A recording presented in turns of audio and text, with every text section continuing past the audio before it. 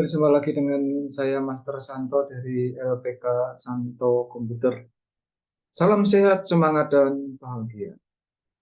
Pada video seri pelatihan Microsoft Excel untuk pemula bagian ke-59 atau sekaligus juga video saya yang ke-809 di channel ini, kita akan mulai merancang penghitungan laba atau rugi.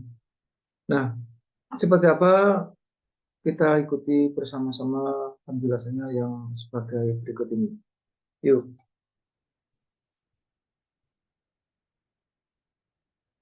Ya, ini kita merancang laba atau rugi berdasar apa yang telah kita buat pada mulai video 50 sampai 58. Tetapi kita telah melihat juga bahwa yang kita cross check itu baru target ya. Seperti contohnya kita telah melihat baik itu saldo mulai beras, kemudian gula, sampai terakhir saldo di item yang ke-9, ya, yaitu mentega. Ini saldonya. Berdasar eh, pemasukan maupun pengeluaran, yaitu berdasar pembelian maupun penjualan. Namun demikian, kita belum melihat secara spesifik apakah dari penjualan ini untung atau rugi.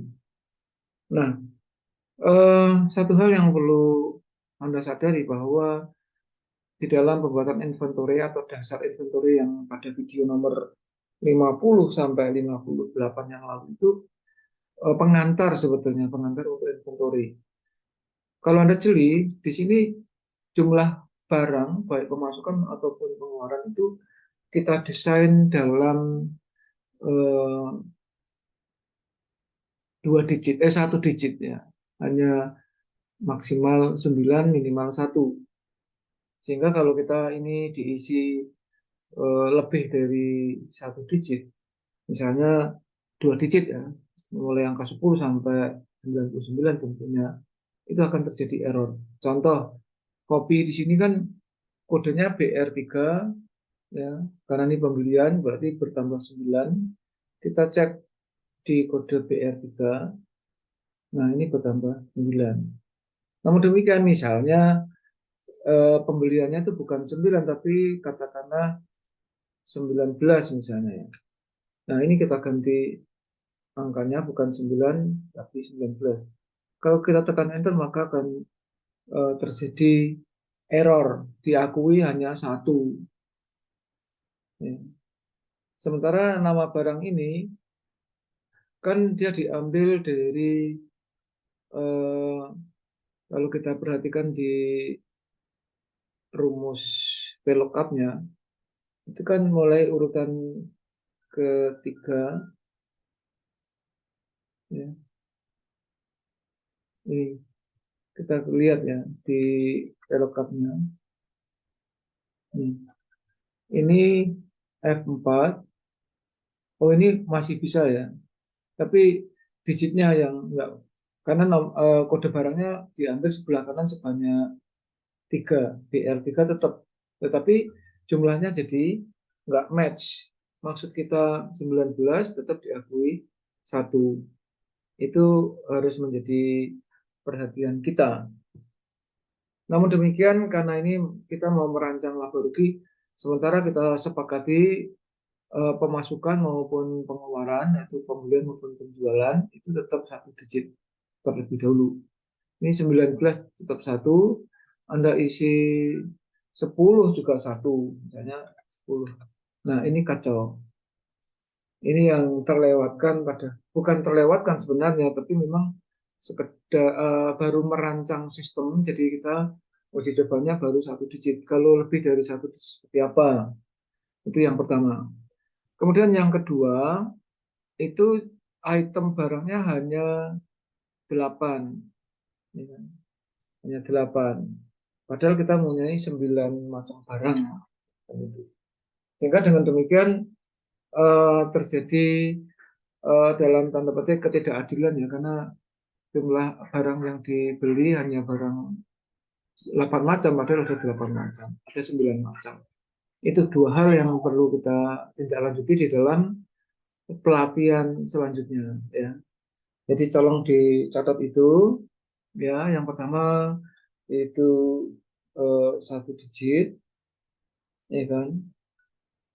Padahal ya kita sepakati bisa maksimal 3 digit lah. Nanti di dalam video video berikutnya kita akan buat yang 1 digit itu akan kita setting menjadi 3 digit. Nanti caranya seperti apa? Ya. Kemudian yang kedua, jumlah item barang itu kan kita punya 9, tapi yang disimulasikan hanya 8. Oke. Jadi dua hal itu akan kita kupas di dalam video berikutnya. Sekarang kita sepakat ini sementara dikembalikan ke 1 digit dulu. Oke. Nah, sekarang oke, kita lihat target di sini. Targetnya masih minus ini. Karena pembeliannya besar atau banyak, tetapi penjualannya sedikit, kecil, gitu ya. Nah, sekarang kita matchkan saja ya. Jadi semua penjualan untuk memudahkan saja, semua penjualan kita besarkan ya antara 9 dan 8 atau mungkin boleh 9 semua enggak apa-apa. Ya. Ya, ada 8-nya juga. Ya. Jadi dibuat besar, ya minimal 7. Kemudian bisa 8. Tujuannya supaya nanti kita mudah untuk menghitung laba ruginya. Nah, sekali lagi kalau kita muncul tanda keras ini berarti tidak cukup kolom itu. Ini juga. Nah, ini 1.272. Artinya asumsinya bahwa pada hari itu belanja sebesar 1.048.500 berhasil dijual, memperoleh penjualan 1.272.000, sehingga ada cashback dalam arti uang kotor ya, masih belum laba atau rugi gitu. Nah, untuk menghitung laba ruginya kita siapkan satu kolom di penjualan yang masih kosong di sini. Kalau pembelian kan sudah ya, sebetulnya mau di kolom manapun silahkan. Ini kan hanya layout. Nah, ini pas kalau mau di sini ya ini kita sisihkan satu kolom kosong. Ini rancangan untuk menentukan apakah dia laba atau rugi macam itu. Ini saya kasih blok warna hijau. Nah, rancangannya akan kita buat di sini. Jadi prinsipnya seperti apa? Yaitu harga jual ya di harga jual dikurangi harga beli dikalikan item yang terjual gitu. Ini kalau kita lihat contohnya kopi. Kopi itu harga ini pembelian. Nah, di sini kan nggak ada kopi. Ya, maka kita sebetulnya tidak bisa membuat itu menjadi satu di transaksi pembelian maupun penjualan. Dia harus dimasukkan ke sheet barang yang bersangkutan. Saya kasih contoh satu, misalnya untuk ini nih, beras. Beras itu begini saja supaya Anda mudah menghitung, walaupun ini jumlah item yang terbeli atau yang terjual memang 8 macam. Ya. Sementara saya kira ini kita urutkan saja. Biar mudah, nanti di random nanti. Ini 1, kemudian ini 2, ini 3, ini 4, ini 5, ini 6, ini 7, dan itu pas 8. Yang 9 tidak ada penjualan, tidak ada pembelian. Penjualannya juga kita buat sama saja. Jadi ini Satu, ini dua, ini satu ya. Oh, ini dua,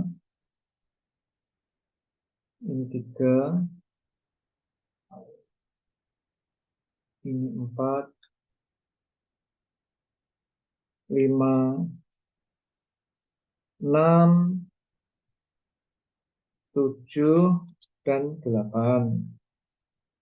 Sekali lagi ini sementara aja. Walaupun nantinya kita bisa layout bebas saja. Jadi kalau kita lihat di penjualan, harga pembelian, harga pembelinya 13.000, dijualnya 15.000. Nah, ini kita hitung eh, harga pokok harga pokok penjualan dikurangi harga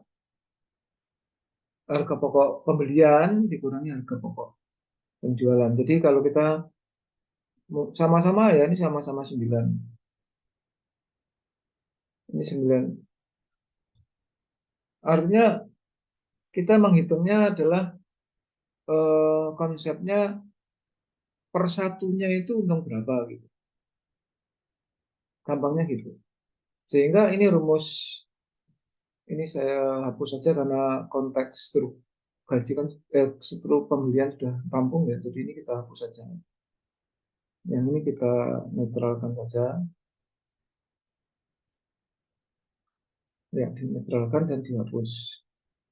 Oke, jadi ini laba kita kasih perhitungan gampang laba per item per satuan gitu.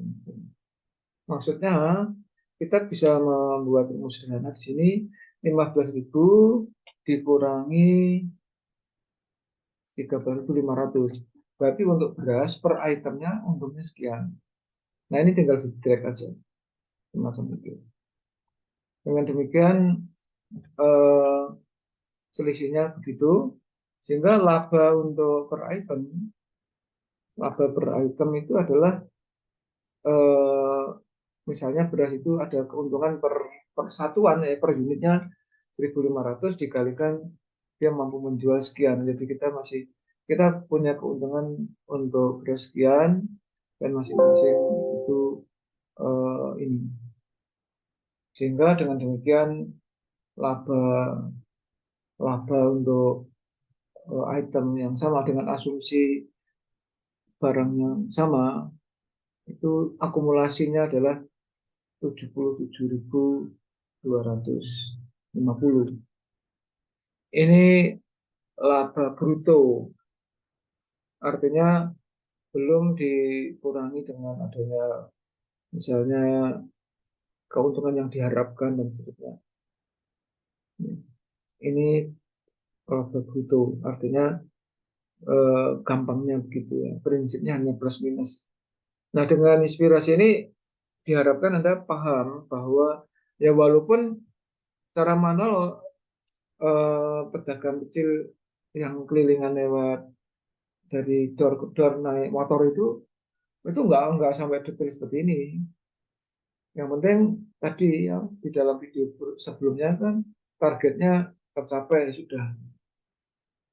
Ini kalau kita hitung target dia eh, dengan belanja hari itu 885.000, pulang dia membawa uang 1.239.000. Sehingga selisih dari ini ya, kalau kita cross check dia pembelanjaan hari itu ditambah target jadi 1.123.950 sama gitu. Padahal untungnya hanya sekian sebetulnya. Kenapa? Karena barang yang terjual ini kan sebelum dia belanja hari itu sudah punya stok, sehingga yang terjual hari itu eh, tidak selalu yang dibeli hari itu. Begitu maksudnya. Jadi dia waktu belanja itu sebetulnya di raknya itu sudah ada barang-barang yang dibawa dari rumah, sisa yang kemarin atau sisa yang kemarinnya. Nah, ini kalau kita lihat gula misalnya. Gula hari itu dia belanja 8 kilo misalnya. Ternyata dia mampu jual 9, ya kan? Itu contohnya gitu. Contohnya seperti itu. Ya, hari itu belanja 8 tapi laku 9. Demikian juga untuk ini. Sebaliknya nih, kopi dia hari itu belanja 9, tetapi hari itu dia hanya mampu jual 8, semacam itu maksudnya. Demikian juga misalnya sabun. Sabun hari itu dia belanja 9, keluarnya kebetulan pas 9. Gitu ya. Misalnya tepung. Tepung hari itu dia jual 9, padahal dia beli hanya 5 gitu. Yang 4 itu adalah sisa barang yang kemarin atau kemarinnya gitu. Semacam itu. Nah, yang dimaksud target ini kan yang penting dia tidak peduli barang yang terjual itu apakah barang yang belanja hari itu ataupun belanja yang saldo yang kemarin. Ini prinsipnya semacam itu. Yang penting dia target ini tercapai karena apa? Uang yang dikeluarkan hari itu pulang dia mempunyai uang yang lebih. Dia punya cashback sebesar 354.500 ini. Ini berarti dia bisa belanja untuk dijual hari berikutnya gitu. Sementara untuk laba ini itu dia tidak peduli barang-barang ini berdasar pembelian hari itu maupun ataupun saldo sisa dari barang yang kemarin-kemarinnya. Demikian. Ini eh, penghitungan dalam tanda petik kasar ya. Nah, tentu detailnya variasinya bisa banyak ya, tergantung eh, Anda mengelolanya seperti apa. Yang jelas prinsipnya cuma plus minus saja. Plus min kali bagi itu. Jadi matematikanya sangat-sangat simpel, yaitu penjumlahan, pengurangan, perkalian ataupun pembagian kalau memang ada. Demikian sementara yang bisa saya sampaikan pada kesempatan ini ya. Nanti tentu di dalam video-video berikutnya saya akan masih memberikan kupasan yang lain. Masukan-masukan saya terima, saya tampung untuk pengembangan, untuk pembelajaran kita semua. Oke? Tapi sekali lagi Anda harus menyadari bahwa ini adalah pembelajaran untuk pemula. Sehingga saya tidak memberikan rumus-rumus yang ribet atau yang rumit. Oke, demikian semoga Anda terinspirasi. Silahkan like and share video ini supaya banyak orang yang terinspirasi juga. Sehingga akhirnya mereka pun akan menjadi kompeten pula. Karena hanya orang-orang yang kompeten yang tetap eksis di dalam situasi dan kondisi apapun. Yang belum subscribe, silahkan subscribe. Oke, demikian. Salam saya Master Santo dari LPK Santo Komputer. Tetaplah sehat, semangat, dan bahagia. Sampai jumpa.